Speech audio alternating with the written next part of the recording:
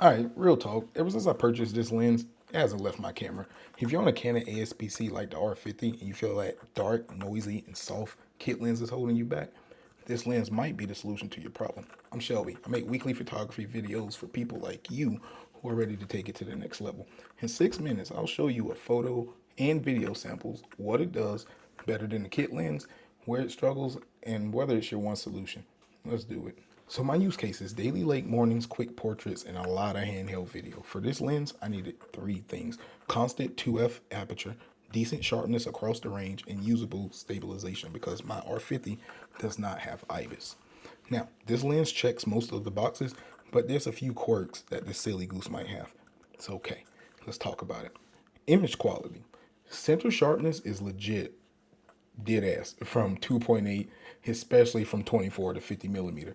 At 17 to 20, I stop it down to like f4, f5, 6. This is the main reason I haven't put this down, right? The constant f2.8 lets me keep my shutter speed, especially for photography, at 1/250 for people and 160 for video, right? I don't have to change anything for this lens. And I can run a lower ISO as well because, like I said, it's a constant 2.8 aperture. Now, it sounded a lot better than that kit lens, isn't it?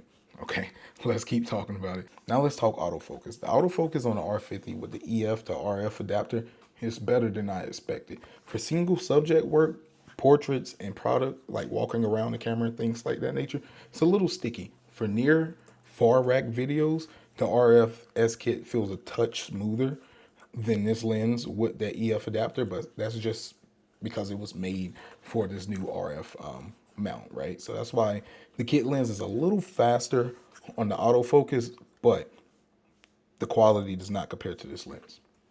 Now, this build is solid for the price. Like, this is a damn good lens. I really can't complain about it. It's an older design for sure. It is older, but it doesn't feel like a toy, right? Like some of the kit lenses, they're very plastically. This feels like you could actually do some work and make some money with this lens. Now, the zoom rings, they feel really, really decent. Really decent. Has really good tension and, like, it lets you make those fine micro adjustments. It's a lot heavier than a kit lens. And for me, that just makes me feel like I'm more fancy. I'll be honest with you. Has nothing to do with your ability to take good photos, but it feels heavy and it really, make you feel like you know what you're doing. So the quirks of my little silly goose here. Like, I love this thing so much.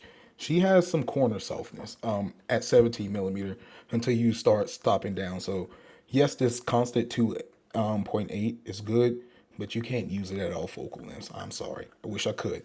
You really have to stop down that f-stop once you get past 17 millimeters if you want to keep those corners sharp on this.